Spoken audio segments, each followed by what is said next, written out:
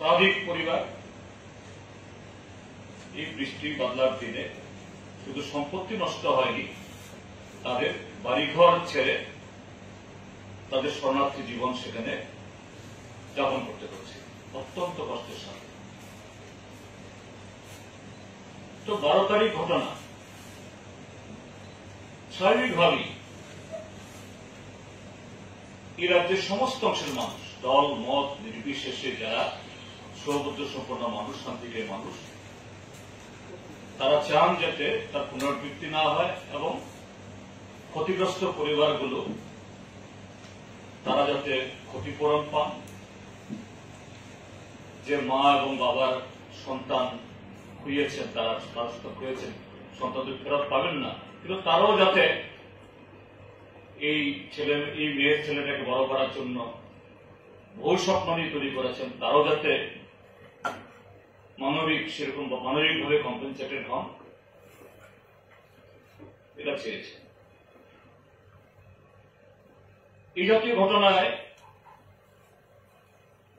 যারা ক্ষতিগ্রস্ত মানুষ প্রত্যক্ষভাবে এবং পরোক্ষভাবে, 12-13 তারিখের ঘটনায় হয়তো প্রত্যক্ষভাবে তাদের বাড়ির পরিচিত নষ্ট হয়েছে, কিন্তু হয়নি। গত 1 সপ্তাহের উপর ধরে সেখানে ব্যবসা পত্র সবটা বন্ধ, পরোক্ষভাবে তারাও ক্ষতিগ্রস্ত। ফসল ইত্যাদি চাষবাস করা যাচ্ছে না। তো সবাই আশা করেন রাজ্যের যারা সামাজিক ক্ষেত্রেতে, রাজনৈতিক ক্ষেত্রেতে বা কোন এনজিও এই সময়তে তাদের পাশে গিয়ে দাঁড়ান। আমাদের রাজ্যে অতীতেও এরকম ঘটনা ঘটলে পরে তা হয়েছে এবং ক্ষতিগ্রস্ত মানুষ তারা রিলিফ মনে করেন, তারা তাদের পাশে মানুষ দাঁড়িয়েছেন মনে করেন, তারা সাহস পান। আমরা ত্রিপুরা রাজ্যের বিরোধী রাজনৈতিক দলের লোকরা, বিশেষ করে আমাদের পার্টির তরফ থেকে স্থানীয়ভাবে প্রথম দিন থেকে আমরা এই ক্ষতিগ্রস্ত মানুষের পাশে আমরা দাঁড়িয়েছি। প্রশাসনের কাছে জনগণের বক্তব্য নিয়ে গেছি এবং আমাদের মতো করে সাধ্য অনুসারে যতটুকু রিলিফ দেওয়া যায় পাশে দাঁড়ানোর আমরা চেষ্টা করেছি। বাইরে থেকেও যাতে আমরা যাই, আমাদের সেখানকার মানুষ, আমাদের পার্টির সমর্থকরা, অন্যরাও মনে করেছেন, কিন্তু আমরা যখন যেতে চেয়েছি প্রশাসন বলেছে আমরা এখানে একটু এই যে ক্ষত হয়েছে মেরামত করি, তারপর আপনারা আসুন। 12 তারিখ যেদিন দুর্ঘটনা ঘটে, দুপুরে খবর পাই আমি, সেদিন আমি ধলাই জেলাতে একটা এই মনোনয়নপত্র জমার জন্য আমি ছিলাম সালেমা এবং দুর্গাচমনি ব্লক।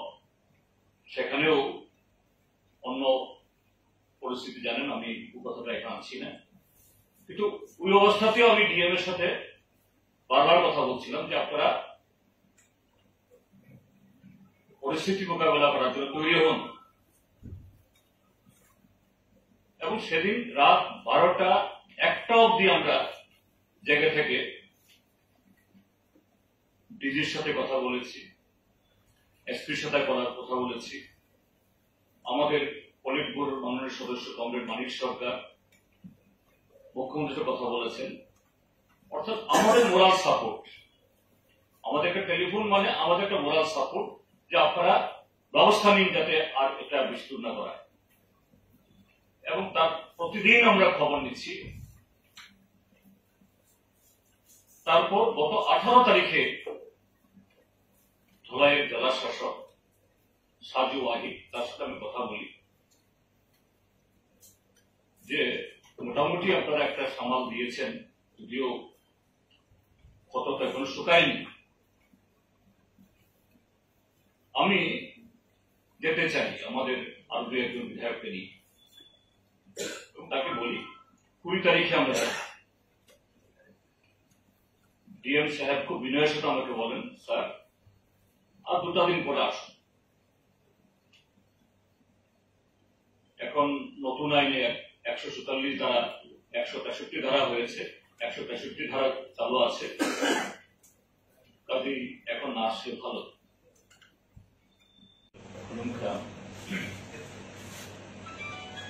আমরা সিপিআইএম রাজ্য সম্পাদক মন্ডলী এবং আমাদের সিপিআইএম বিধায়কের তরফ থেকে আপনাদেরকে স্বাগত জানাচ্ছি। আজকে যে বিষয়টি আপনাদের সামনে উত্থাপন করার জন্য এখানে আহ্বান করেছি সেটা হল আমাদের রাজ্যের সরকার, অর্থাৎ তার যে পলিটিক্যাল এক্সিকিউটিভ এবং তার অধীনে রাজ্য প্রশাসনের যে টপ প্রসেস, শীর্ষস্তর, ত্রিপুরাজ্যে তাদের জনবিরোধী কার্যকলাপ, এ রাজ্যের মানুষের গণতান্ত্রিক অধিকারকে পদদলিত করা, রাজ্যের মানুষের যে নাগরিক অধিকার, সাংবিধানিক অধিকার, এটাকে সম্পূর্ণভাবে অবহেলা করা এমন একটা পর্যায়ে গিয়ে পৌঁছেছে সারা ত্রিপুরাজ্যের মানুষ প্রতিদিন তা প্রত্যক্ষ করছেন। এ রাজ্যের মানুষ নাজেহাল হচ্ছে। আজকে আমরা আমাদের পার্টির রাজ্য নেতৃত্ব, আমরা এখানে যারা আছি, কমরেড নরেশ জমাতিয়া, কমরেড সুধন দাস এবং আমাদের 3 জন বিধায়ক, কমরেড সুদীপ সরকার, রামু দাস এবং নয়ন সরকার, গন্ডাছড়াতে গত 12 তারিখ থেকে যে দুঃশাসনের শাসন চলছে, শাসক দলের নেতৃত্বে যে নৈরাজ্য সেখানে কায়েম হয়েছে, প্রশাসনের একটা অংশের যোগ সদস্যে মরসি পাট্টায়, আপনারা সকলেই জানেন, সেখানে একটা ঘটনায় একজন তরতাজা যুবক পরমেশ্বর জ্ঞান, তার অকাল মৃত্যু হয়েছে। হ্যাঁ, এবং এই ঘটনাকে কেন্দ্র করে 12 তারিখ এবং 13 তারিখ 2 দিন ধরে গন্ডাছড়া মহকুমাতে তাণ্ডবলীলা চলেছে। এতে শতাধিক পরিবারের জীবন জীবিকা সম্পূর্ণভাবে ধ্বংস হয়েছে। তাদের বসত বাড়ি, দোকান ঘর, গাড়ি, মোটরসাইকেল, অটো, আরো নানা ধরনের দামি দামি জিনিস, যেগুলোর উপরে তাদের জীবিকা নির্বাহ তারা করতেন। 12 তারিখ সারা রাত তাণ্ডব চলেছে, 13 তারিখও তারপর অনেক বিক্ষিপ্ত ঘটনা ঘটেছে। খুবই দুর্ভাগ্যজনক ঘটনা। এবং সেখানে দুটি সম্প্রদায়ের মানুষের মধ্যে যে সম্প্রীতির বাতাবরণ, এটা বিঘ্নিত হয়েছে, একটা অবিশ্বাসের আবহাওয়া বিরাজ করেছে।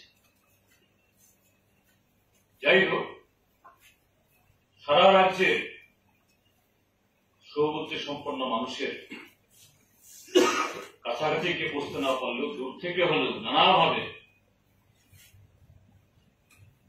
এই ধরনের একটা দুর্ভাগ্যজনক ঘটনা যাতে আর প্রলম্বিত না হয়, সারা রাজ্যের মানুষের তাদের ইচ্ছায় বা সহযোগিতায়, এবং অবশ্যই প্রশাসনের কোনো ভূমিকা নাই কথা বলবো না।